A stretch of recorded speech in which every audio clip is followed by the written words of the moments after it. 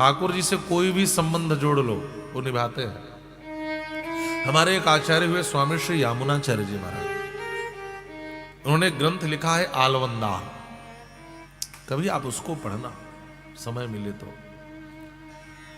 वो कहते हैं ठाकुर जी को कुछ भी बना लो, क्या बनाए? पिता तुम माता तुम दैत तनयस्तुम प्रियस्रुहि त्वमेव त्वं मित्रं गुरुरपि गतिश्चापि जगताम। पिता बना लो, माता बना लो, भाई बना लो, बंधु बना लो, गुरु बना लो, शिष्य बना लो, मित्र बना लो, कुछ भी बना लो, ठाकुर जी बन जाते हैं। संत तो कहते हैं अरे मित्र तो छोड़ो, शत्रु भी बना लो तो भी कल्याण कर देंगे, है ना। हिरण्यकशिपु ने शत्रु भाव से ही भजा, रावण ने शत्रु भाव से ही भजा, कंस ने शत्रु भाव से ही भजा। और एक बात और आपको बता दो, मित्र उतना चिंतन नहीं करते जितना शत्रु करता है। अच्छा आप बताओ, आप कथा में बैठे हो, कोई मित्र आ जाए तो आपका ध्यान भले न जाए, लेकिन शत्रु आ जाए तो आप सावधान रहोगे। आगे आप पता नहीं क्या कुरापात करेगा, पता नहीं क्या योजना है, पता नहीं क्या षड्यंत्र करेगा, सावधान रहते हो कि नहीं। हम जितना शत्रु को सोचते हैं उतना मित्र को कभी नहीं सोचते, और इस बहाने भक्त से ज्यादा चिंतन तो शत्रु करते हैं महाराज। कंस तो इतना चिंतन करता था, किसी ने बता दिया वो कृष्ण काले हैं तो काली चीज से डर लगता था उसको। हाँ, काली चीज से डर जाए महाराज, कृष्ण कृष्ण कृष्ण कृष्ण करता था। कुछ भी बना लो, भगवान की ओर से न्यूट्रल मत रहना, उदासीन मत रहना, कुछ बनाओ। और एक बात कहूं, ठाकुर जी कितना संबंध निभाते हैं। अर्जुन ने सारथी बना लिया, बन गए कि नहीं। आप आज किसी बड़े व्यक्ति से कहो जिसके पास धन संपदा हो, कह दो मेरे ड्राइवर बन जाओ, बनेगा क्या? बनेगा? कोई बनने को तैयार है हमारा? और जो तीनों लोकों का मालिक है, उसको सारथी बनने में संकोच नहीं हुआ, एक क्षण भी नहीं लगा। ठाकुर जी से बढ़कर रिश्ता कौन निभाएगा? कोई निभाएगा? सारथी बन गए। सारथी बनकर अर्जुन की सेवा किए, यह भगवान की कृपालुता है? कहा नहीं। और गहराई से विचार करो, सारथी बनकर अर्जुन के घोड़े तक की सेवा करते हैं, यह कृष्ण की कृपालुता है। जो घोड़े तक को नहलाए, घोड़े को खिलाए। अब आप विचार करो, इतना कृपालु कौन होगा? इतना संबंध निभाने वाला कौन होगा?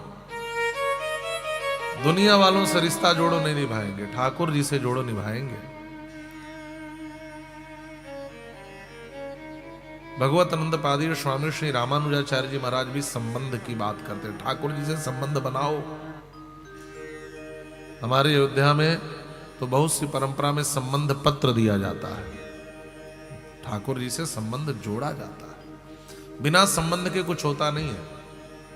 अच्छा, बस्ती गोंडा में सब जगह हॉस्पिटल है, बहुत से लोग होंगे, किसी का हाथ टूटा, पांव टूटा, किसी को कैंसर, किसी को बीमारी। आप रोज देखने जाते हो क्या?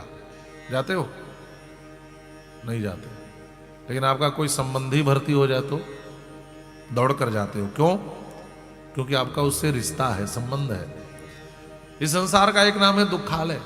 इस दुखालय में जितने लोग आए हैं, सबके जीवन में कोई ना कोई दुख है। और हम कहते हैं ठाकुर जी हमारा ख्याल क्यों नहीं रखते? भगवान पूछते हैं क्यों रखें? बिना रिश्ता और संबंध के आप किसी हॉस्पिटल में किसी को देखने नहीं जाते, तो मैं बिना रिश्ता के, बिना संबंध के तुम्हारा हालचाल क्यों लूं? तुमने मुझसे कौन सी रिश्तेदारी की है? मुझसे कौन सा संबंध जोड़ा है? कोई संबंध जोड़ा है? उस समय तुलसीदास जी तो कहते हैं, तू दयालु दीन हो, तू दानी हो भिखारी, तो ही मोहि नाते अनेक मानिए जो भावे। जो भी बना लो ठाकुर जी बन जाएंगे। हमारी अयोध्या की एक प्रसिद्ध घटना है, वो सच्ची घटना है, और ये घटना कोई बहुत 1000-2000 वर्ष पहले की नहीं है, कुछ इसी दशक पहले की घटना है। अभी जो हमारे अयोध्या के महापौर हैं श्री गिरीशपति त्रिपाठी जी, उनके वंश में हुए श्री उमापति त्रिपाठी जी, नाम आपने सुना होगा। जो लोग अयोध्या की परंपरा से जुड़े हैं जानते होंगे। श्री उमापति त्रिपाठी जी ये वशिष्ठ गोत्र के हैं। वशिष्ठ गोत्र के थे, तो वशिष्ठ गोत्र के थे तो राम जी को अपना शिष्य मानते थे। कहते मैं वशिष्ठ कुल का हूं, तो राम जी वशिष्ठ जी के शिष्य थे, तो मेरे भी शिष्य हैं। और शिष्य भाव से राम जी से संबंध जोड़े थे, अपने को गुरु मानते थे। हमारा और कभी कनक भवन में दर्शन करने नहीं जाते।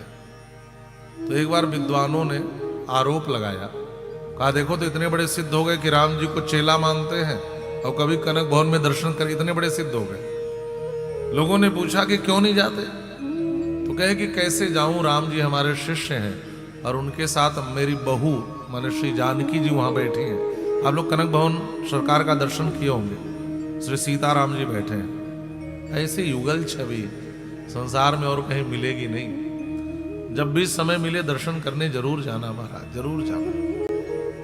और जाकर के भागना मत। लोग यही करते हैं, भागते हैं। जब भी किसी मंदिर में जाओ ना तो थोड़ी देर बैठो, कोने में भी जगह मिले बैठो, दूर जगह मिले वहां भी बैठो, थोड़ी देर बैठना सीखो।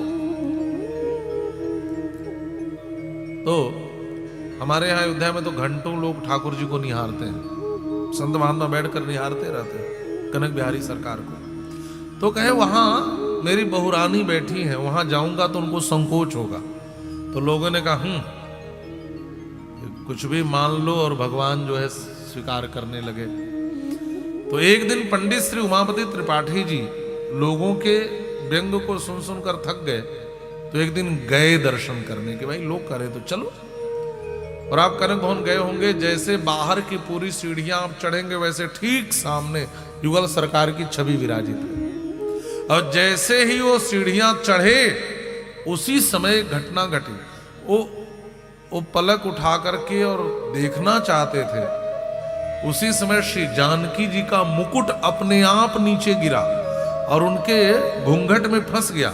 और फंस करके वह मुकुट ही ऐसा गिरा, उनके घूंघट को खींचकर नीचे ले आया। तुरंत उन्होंने कदम पीछे खींच लिया, उनकी आंखों में आंसू आ गए और उन्होंने कहा मैं कहता था ना कि मेरी बहुरानी को संकोच होगा, मैं जाऊंगा तो मेरे सामने बिना घूंघट के कैसे बैठी रहेगी। बहुत पुरानी घटना या सुनी सुनाई घटना नहीं है, इसको लोगों ने अपनी आंखों से देखा है। पंडित उमापति त्रिपाठी जी के जीवन की घटना है। आज भी तिवारी मंदिर वहां प्रसिद्ध है हमारे अयोध्या में। तो आज भी कोई भगवान से संबंध जोड़ ले तो ठाकुर जी उस रिश्ते को निभाते हैं। इसलिए भगवान से कोई संबंध जोड़ो। दुनिया वाले संबंध नहीं निभाते, संबंध तो भगवान निभाते। ऐसी तमाम घटनाएं, आप भक्तों का चरित्र पढ़ना, कैसे ठाकुर जी संबंध निभाते, कैसे निभाते। श्री मीराबाई की जीवनी पढ़ना, कैसे ठाकुर जी निभाते हैं संबंध। जो भी आज इस कलयुग में जितने भक्तों ने संबंध जोड़ा, भगवान निभाए। तो महाराज परीक्षित कहते हैं मुझे विश्वास था कि आप ठाकुर जी जरूर आएंगे, क्योंकि मेरा आपसे संबंध बनता है और आप संबंध निभाते हैं, आप संबंध निभाते हैं, इसलिए मुझे विश्वास था आप आएंगे। बस मेरा प्रश्न यह है, नितरां म्रियमाणानां संसिद्धस्य वनीयसः। मेरा प्रश्न है, म्रियमाणस्य किम कर्तव्यम, म्रियमाण को क्या करना चाहिए, मरने वाले को क्या करना चाहिए। और यही भागवत का मूल प्रश्न है, ध्यान से सुनना।